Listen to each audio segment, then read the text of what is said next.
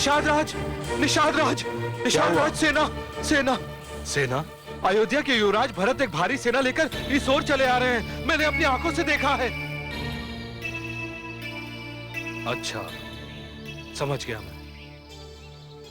हो न हो वो अपनी गद्दी को किसी भी संकट से बचाने के लिए हमारे प्रभु श्री राम के पीछे जा रहे हैं। निषाद वीरों, यदि तुम्हें अब भी यह ज्ञात ना हुआ हो तो मैं तुम्हें बताता हूं कि ईश्वर ने हमें प्राण क्यों दिए हैं। सब ध्यान से सुनो। ये प्राण हमें इसलिए मिले हैं कि हम इन्हें अपने श्री राम पर निछावर कर दें। प्रभु श्री राम की, प्रभु श्री राम की, प्रभु श्री राम की। यदि अयोध्या के युवराज ये समझते हैं कि हमारे होते हुए वे हमारे प्रभु श्री राम तक पहुंच जाएंगे तो ये उनकी भूल है। हम निषाद वीर उनके और अपने प्रभु राम के बीच रक्त का ऐसा समुद्र बना देंगे जिसमें उनकी सेना डूब तो सकती है किंतु पार नहीं कर सकती। प्रभु श्री राम की, प्रभु श्री राम की। परंतु सबसे पहले यह जानना आवश्यक है कि युवराज भरत के मन में क्या है। मैं स्वयं उनसे जाकर मिलता हूं और पता लगाने का प्रयत्न करता हूं।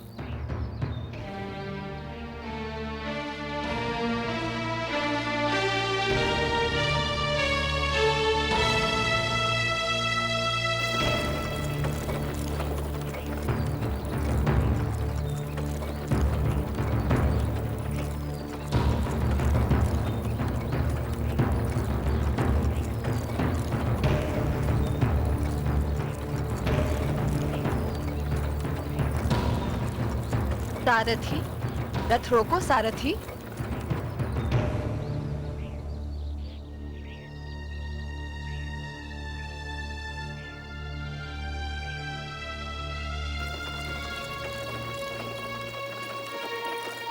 रुको सारथी।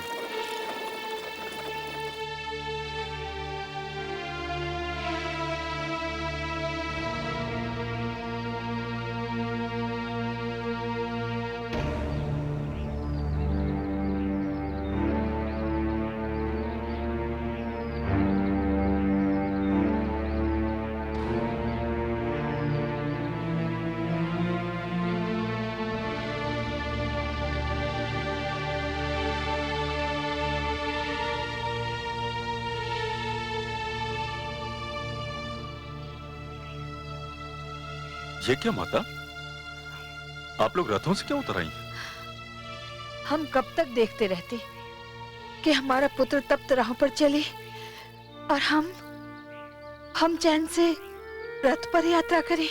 नहीं माते, मुझे तो इस मार्ग पर चलने में अपार प्रसन्नता हो रही है।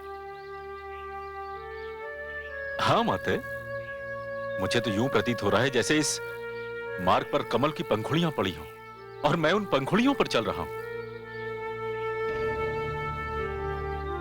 इसी मार्ग से मेरे भ्राताश्री, मेरी भाभीश्री एवं अनुज लक्ष्मण भी तो गए थे। इस मार्ग का तो कण कण चूमने योग्य है। धन्य है, धन्य है।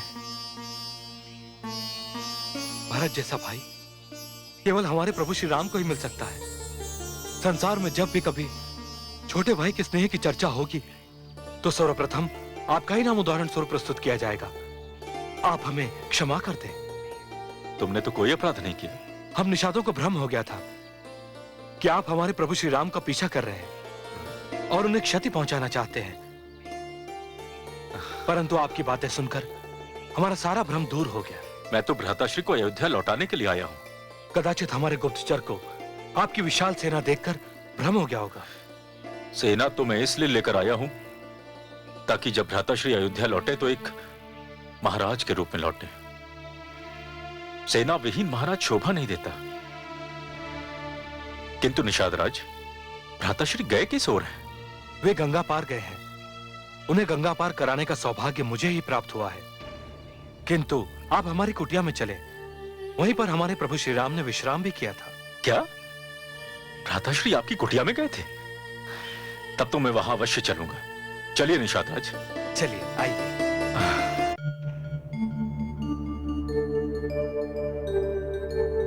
पधारिए।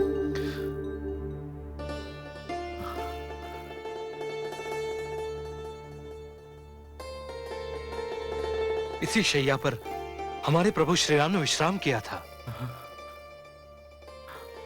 जय श्री राम राम राम, जय श्री राम राम राम, जय श्री राम राम राम, मोरे राम भाग्य। राम राम। पिताश्री के राज दुलारे और मेरे पूज्य भ्राताश्री को इन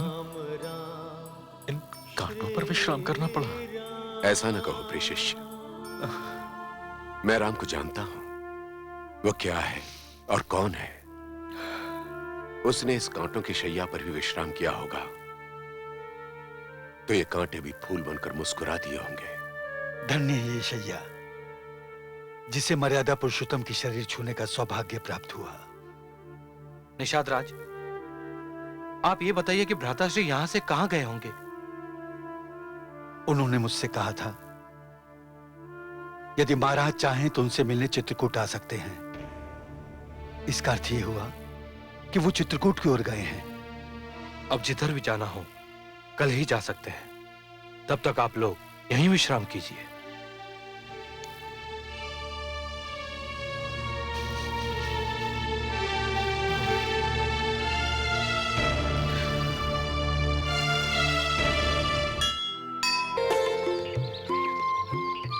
कहिए अतिथिगण, मैं आपकी क्या सहायता कर सकता हूँ?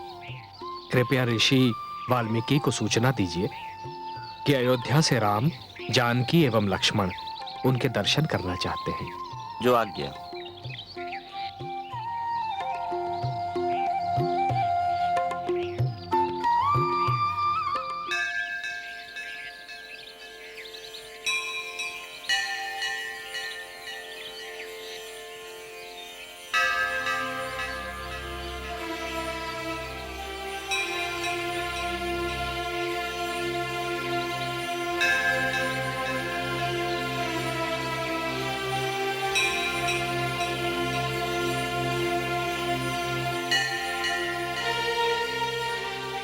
गुरुदेव, अयोध्या के राजकुमार श्री राम, जनक नंदनी सीता और सुमित्रा नंदन लक्ष्मण आश्रम पधारे हैं।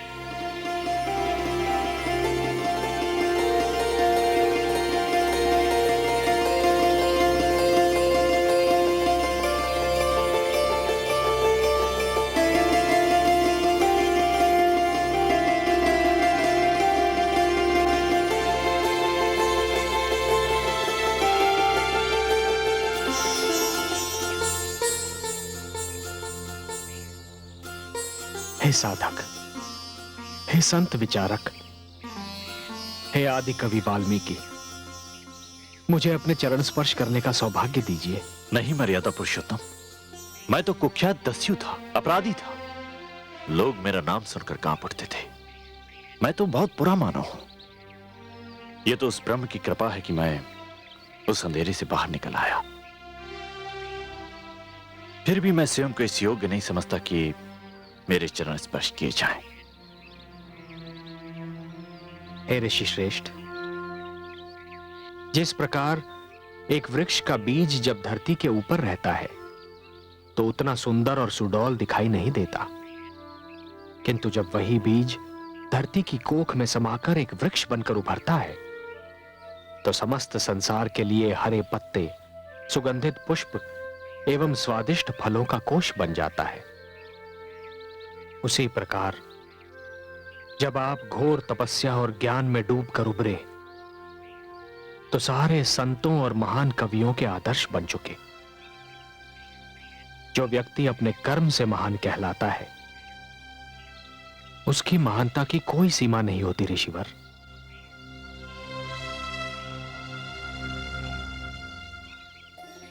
प्रणाम गुरुदेव। सौभाग्यवती भाव, तुम्हें देखकर मेरे मन में जो भावना उठ रही है मैं उसका वर्णन नहीं कर सकता। न जाने क्यों मेरा मन कर रहा है कि मैं तुम्हें पुत्री कहकर पुकारूं। केवल पुकारिए नहीं ऋषिवर, पुत्री समझिए भी। चिरंजीवी भाव, भले समय पर आए आप लोग। मैं आपके बाल्यकाल से जीवन का चरित्र चित्रण कर रहा हूं और मेरी यह प्रबल इच्छा थी कि उसका अवलोकन उसी के हाथों हो जिसका यह चरित्र चित्रण है। और मेरा यह सौभाग्य है कि आज यह अवसर मेरे हाथ आ गया। देव भाषा का इतना बड़ा विद्वान, इतना बड़ा ज्ञाता एक साधारण शिष्य से अवलोकन के लिए कह रहा है। मैं आपका स्थान जानता हूं। आपके कुलगुरु वशिष्ठ मुझे बता चुके हैं कि आप साहित्य, कला एवं संस्कृति के असाधारण ज्ञाता एवं विद्वान हैं। अवलोकन तो आप ही को करना होगा। आइए विश्राम कीजिए।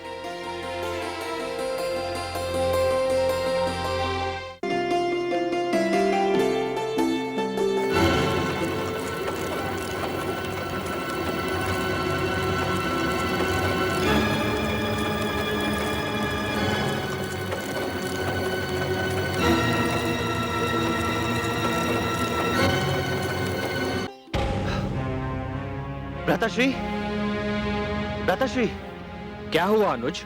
भ्राताश्री, भ्राता भरत विशाल सेना लेकर हम पर आक्रमण करने के उद्देश्य से इसी ओर बढ़े चले आ रहे हैं।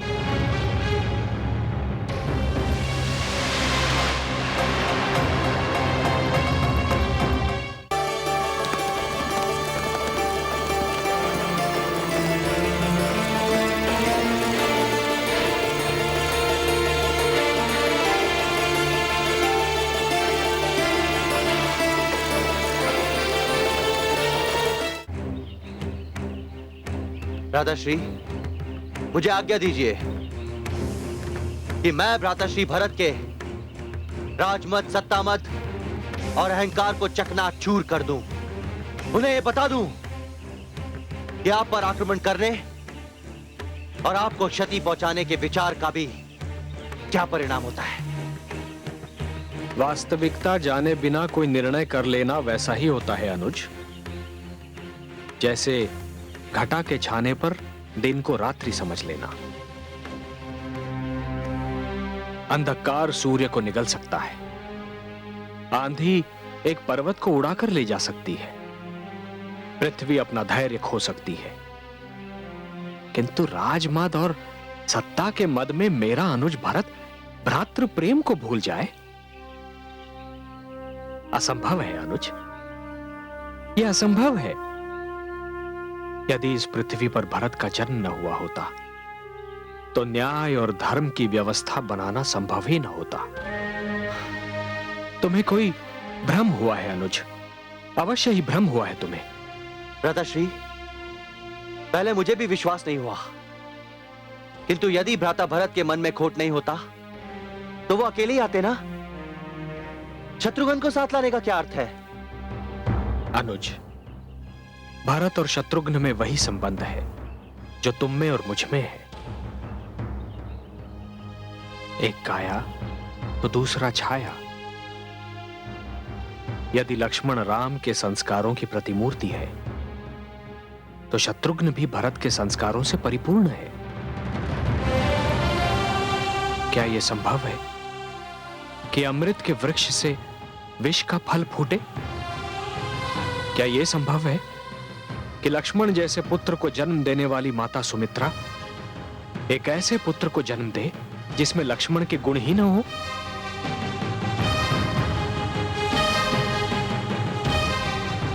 अनुज, क्या यह संभव नहीं है कि शत्रुघ्न भी मुझसे मिलने के लिए उतना ही उतावला हो रहा हो? भ्राताश्री,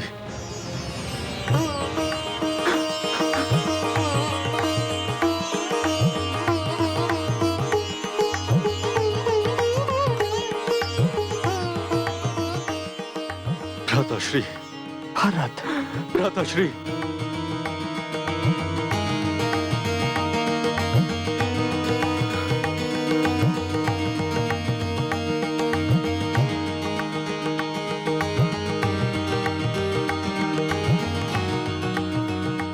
भ्राताश्री,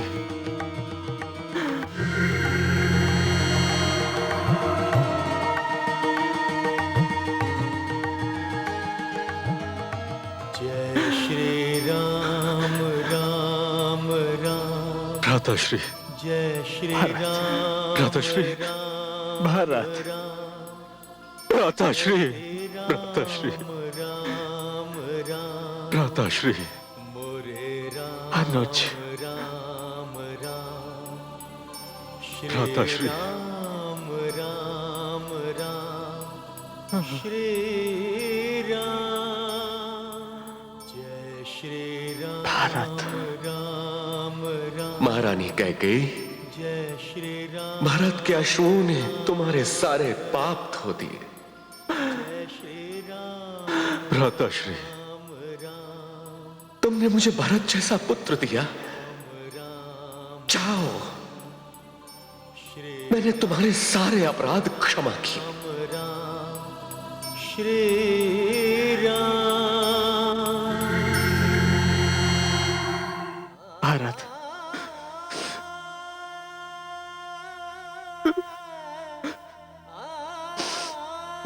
भारत, मुझे अयोध्या का समाचार सुनाओ भरत। कैसी है मेरी अयोध्या? विदा के समय पिताश्री अत्यंत अस्वस्थ लग रहे थे। कैसे हैं वो?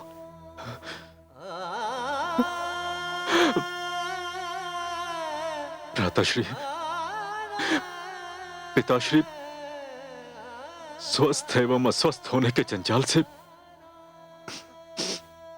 मुक्त हो गए।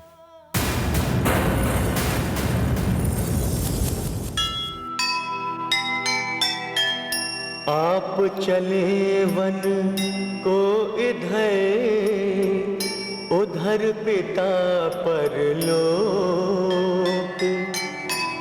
भरत लाल के वचन सुन छाया गहरा शोक।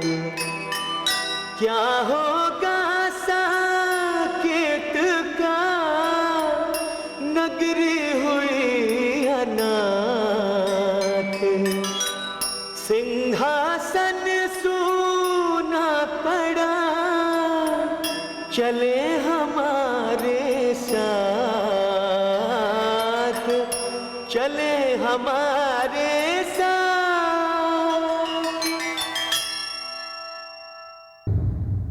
मैं माँ हूँ, धरती माँ। भावुकता अक्सर सच्चाइयों से आंखें चुराती है। लोग अक्सर ये सोचते हैं कि भावुकता की लहर में कोई भी बह सकता है, किसी को भी बहाया जा सकता है। भरत समझ रहे हैं कि उनकी भावुकता श्री राम को अपनी लहर में बहा ले जाएगी, परंतु मैं जानती हूँ वे सत्य, मर्यादा और वचनबद्धता के आदर्श हैं। कोई भावुकता उन्हें अपने मार्ग से हटा नहीं सकती। पिता की मृत्यु के दुखद समाचार ने उन्हें शोकातुर अवश्य किया है, पर होगा वही जिसका निर्णय करके उन्होंने अयोध्या, सिंहासन और राजभवन छोड़ा था। शिष्य राम, गुरुदेव। गुरुदेव। आयुष्मान भव। तुम्हारी माताएं तुमसे मिलने के लिए व्याकुल हो रही हैं शिष्य। मेरी माताएं आई हैं? माता कैकेयी भी? हाँ।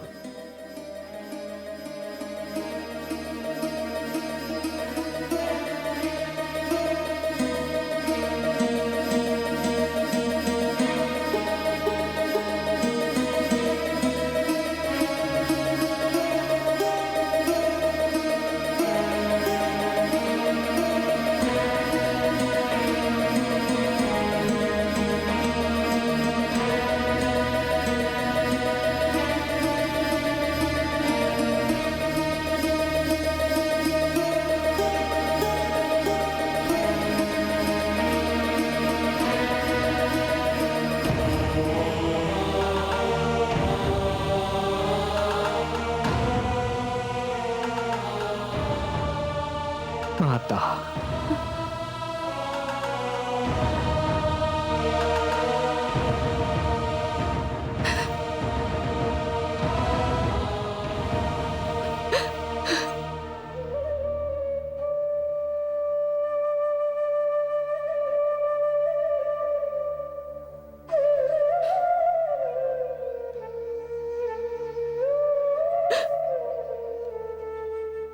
जो माता राम के हृदय में बसती है, रमती है, वो राम के नेत्रों से ओझल कैसे हो सकती है? माता, माता, क्या नदी लहर से मुख मोड़ सकती है? क्या दीपक प्रकाश से पीछा छुड़ा सकता है? जिस गोद में सिर रखकर जीवन का भेद जाना, उस गोद से मुझको वंचित न कीजिए माता। जिन चरणों को छूकर पूजा का अर्थ ज्ञात हुआ, उन्हें दूर न कीजिए माता। माता, मैं तो सर्वप्रथम आपका पुत्र हूं और तत्पश्चात माता कौशल्या का।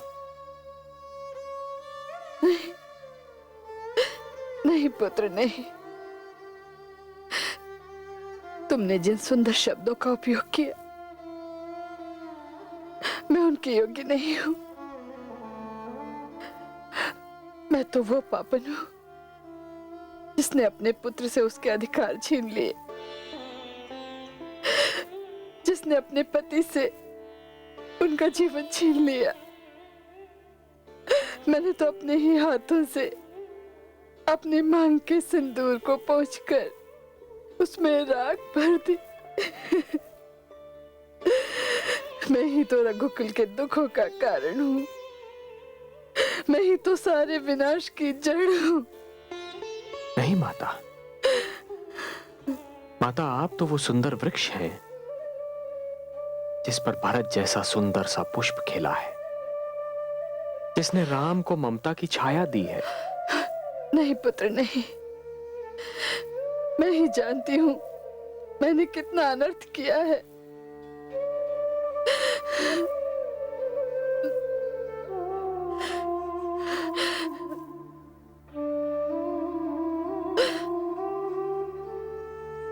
माता, नियति के दोष को स्वयं का दोष मत समझिए। आपने जो किया वो नियति ने आपसे करवाया।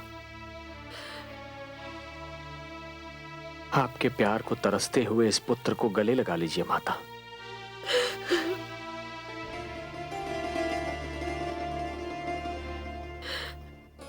कैकई, अपने पुत्र को गले लगा लो।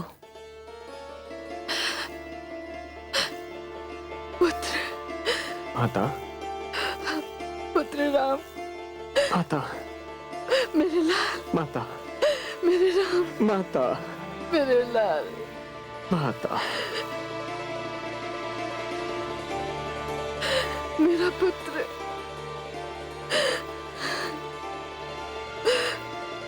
पुत्र, मेरे लाल। मैं जानती थी कोई और मुझे क्षमा करे न करे,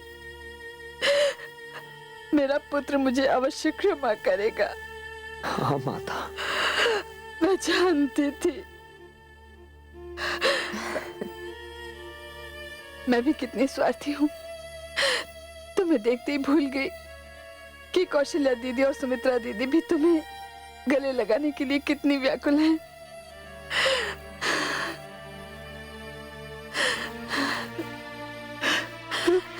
माता, राम, पुत्र राम,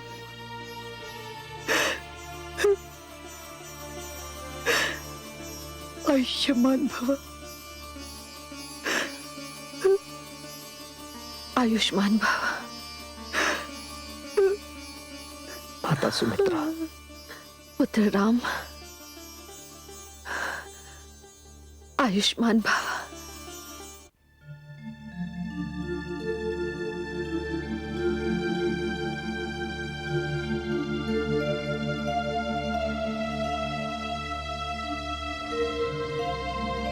आयुष्मान भव।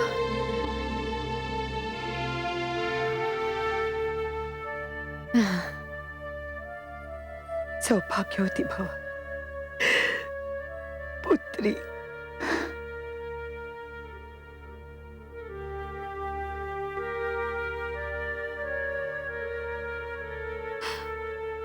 पुत्री, नहीं। पुत्र राम ने तो मुझे क्षमा कर दिया, किंतु जब तक तू मुझे क्षमा नहीं करेगी तब तक नहीं मातेश्री, मैं आर्यपुत्र के चरणों की सौगंध खा के कहती हूँ कि मेरे हृदय में आपका जो पहले स्थान था अब भी वही है। मर्यादा पुरुषोत्तम, मुझे आप रघुवंशियों पर गर्व है।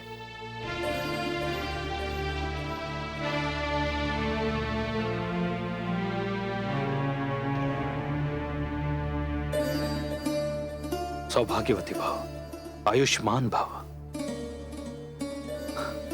पुत्र भरत,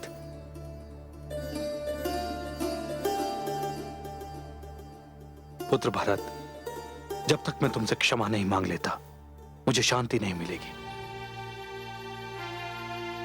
पुत्र, कुछ समय के लिए मैं भूल गया था कि भरत ही श्री राम का दूसरा रूप है, धर्म की साक्षात मूर्ति है। मैं तुम पर संदेह कर बैठा कि तुम राम पर आक्रमण करने जा रहे हो। मैं अपनी सोच के लिए लज्जित हूं। ऐसा न कहिए, आपने कोई भूल नहीं की। भूल तो मुझसे हुई है जो मैं यहां सेना लेकर आ गया। आपने तो जो भी सोचा वो स्वाभाविक ही है। मैं तो स्वयं यहां अपनी एक भूल सुधारने आया हूं।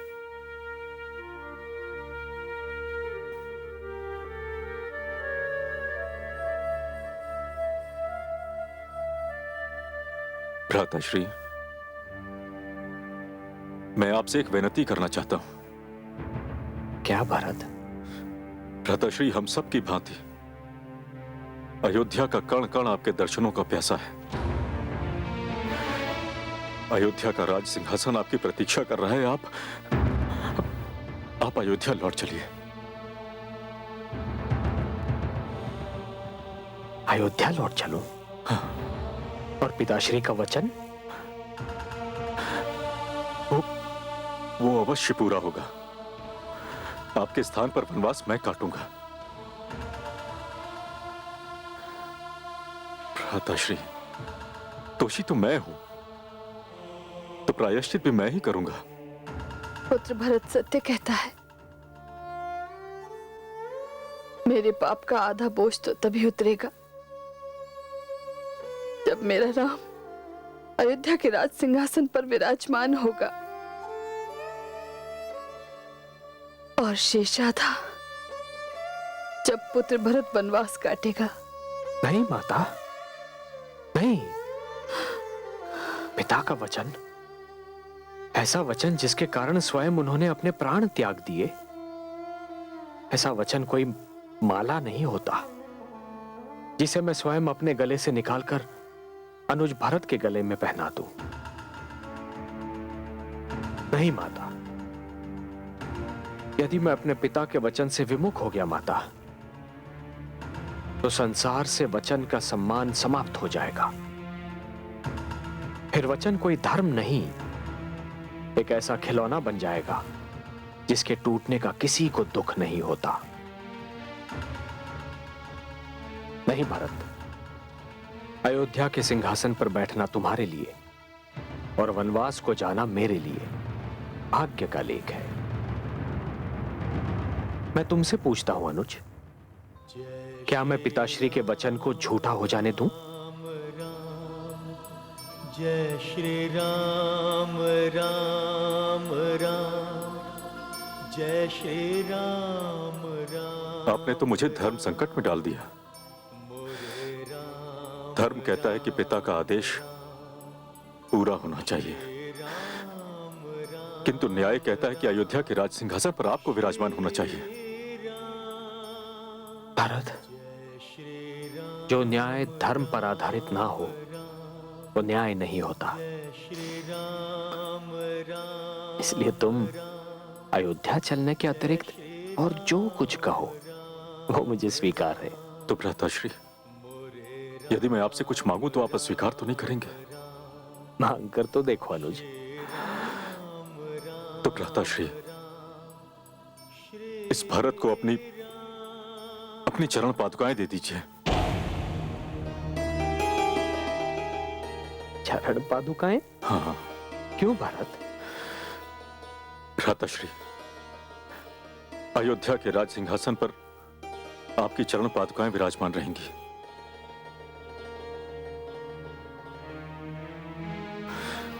और 14 वर्षों तक मैं आपका प्रतिनिधित्व करूंगा। किंतु ध्यान रहे भ्राताश्री,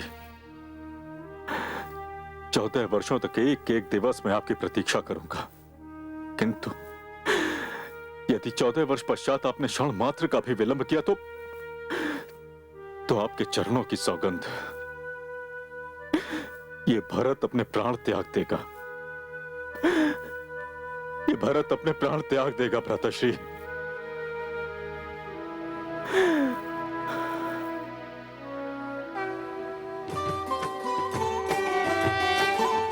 चरण पादुका रघुवर दीनी, भरत सप्रेम माथ धर लेनी, भरत सप्रेम माथ धर लेनी।